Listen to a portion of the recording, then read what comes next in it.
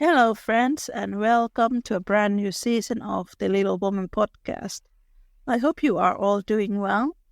Today's comment shout-out goes to musical Melodie, who writes, So, I reread Little Woman and I am realizing that Jo and Fritz never fought in the book. I wonder why the producers of each adaptation had them fight in the movies. They had so much love and respect for each other in the book, and the movies threw it away. End quote. My friend Christina, who runs the Jo and Fredrik blog on Tumblr, suggested that we would do a ranking of different adaptations. This part about Jo and Fredrik arguing, we discuss it a lot, and it is a topic that comes up very often in these reviews. We start this episode with the 1933 Little Woman, the first Little Woman movie ever made. And I must agree with Christina and many of you guys who I have chatted with, that the first Little Woman movies from 1933 and 1949, they handled the feedback scene with a lot more respect. Unfortunately, this weird argument between Jo and Fritz, they start to appear in the adaptations in the 1970s, and we will be discussing more about that in the 70s episodes. Some of the most common questions that I get related to Little Woman have to do with the adaptations, and I hope you guys enjoy our chats. We will go to different tangents, and I always enjoy chatting with Christina. There are certain things she picks up that I would miss, so our Little Woman knowledge complements on one another. If you rank your favorites differently than we do, don't be mad. Honestly, the years that I have been making this podcast, every single one of my guests has had a different feelings when it comes to the adaptations. This season is not going to be as long as some of the previous seasons, which has really more to do with my health. Those of you who have listened to this podcast before might know this. I had a pretty unstable childhood. I had family members who were quite abusive. And last year I started trauma therapy, so I can go through some things. I have found it very helpful. Sometimes it is also mentally exhausting, and I try not to take too much to my plate right now. I'm also really grateful to all of you who have sent me kind messages and, in general, wanted to chat with me about Little Woman. I have also turned some of the episode transcripts into ebooks. You can get them from my Gumroad store. Some of them are free and others have a small fee. You can find them at littlewoman.gumroad.com. And if you want paperbacks, those are available on my Amazon store. And the links can be found from the description. This is Little Woman Podcast, Anatomy of a Movie. Little Woman, 1933.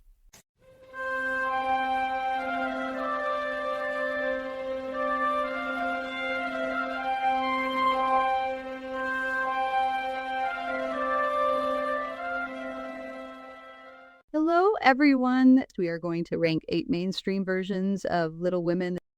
Not entirely my idea. I did get it from another YouTube channel, The Try Guy. I am going to promote them on here. One of them does this thing called the ranking. I thought that we should do that with Little Women.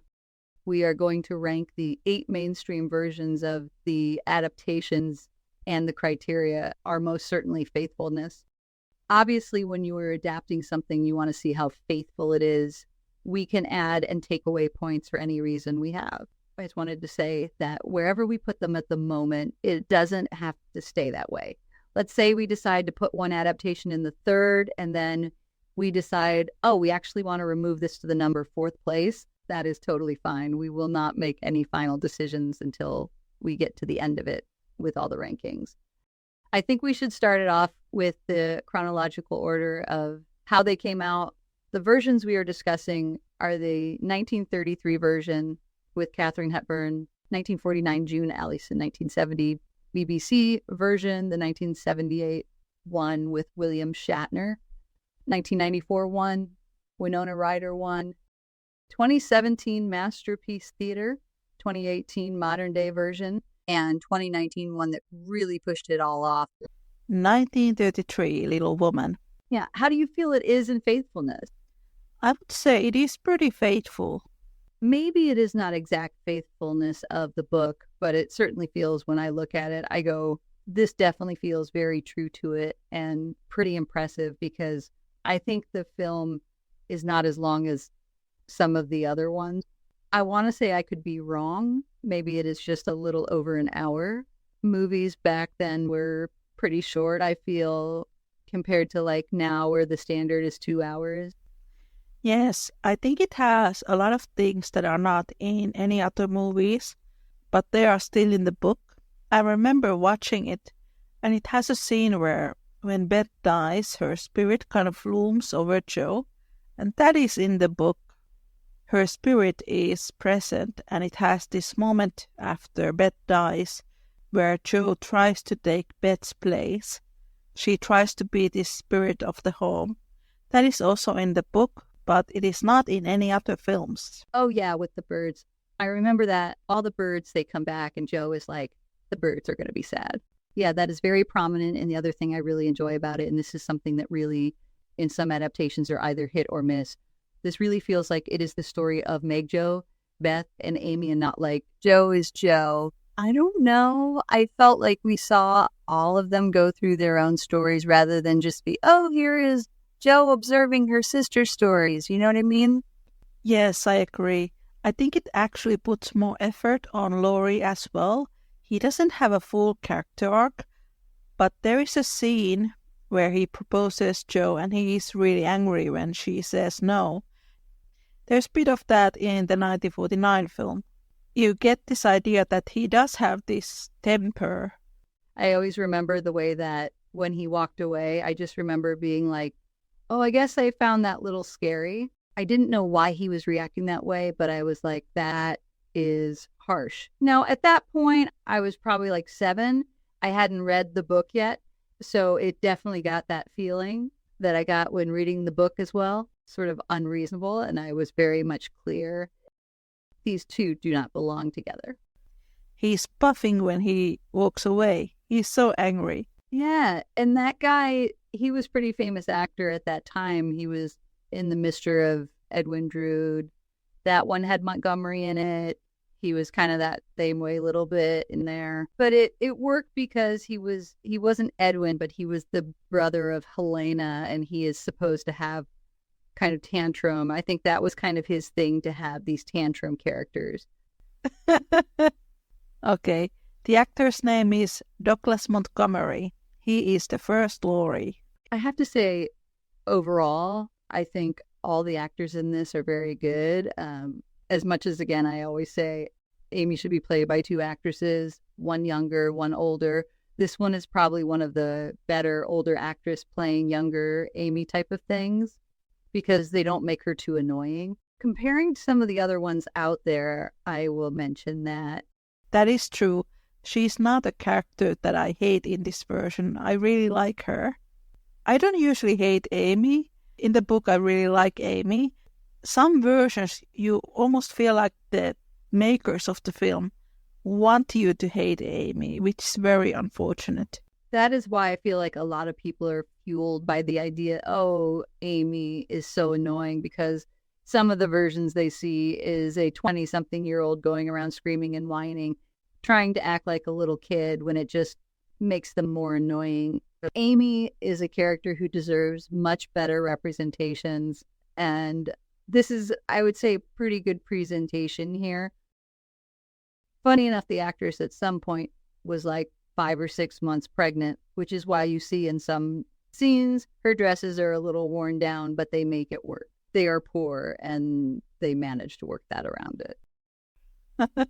It was like in the beginning of the shoot, she was like, oh, by the way, I'm pregnant.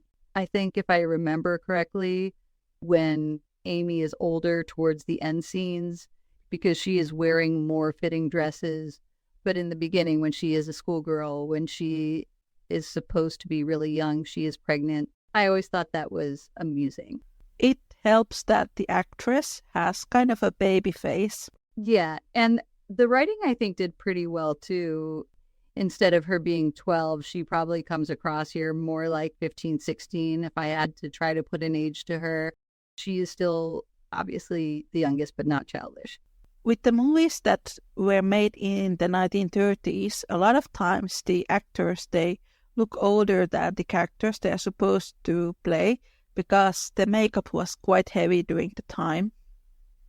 Katharine Hepburn was in her 20s, right? It feels very much like she is a teenager in the beginning. That is just the power of Katharine Hepburn. She makes it work. I was actually planning to buy Katharine Hepburn's biography, the one that she wrote herself, because I want to hear what were her thoughts about Little Woman. That would be interesting. Oh, yeah. I can only imagine.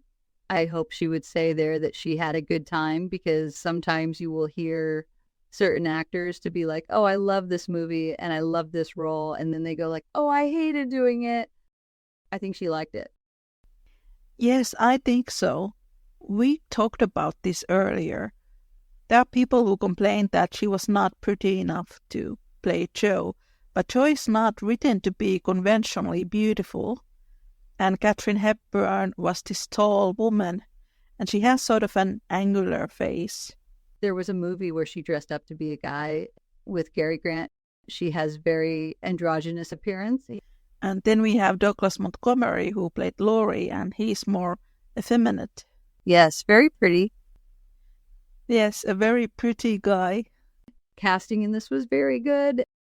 They were great, and I think that the story went really well. It followed through the story, and without them saying, like, 2 years have passed, instead of saying Meg getting engages to marry John, they didn't have to get all that to know that time has passed. The story told itself, and the actors made it go, oh, they are growing up. So I think that is a bonus. If you would have to put into a spot at the moment, where would you want to put it?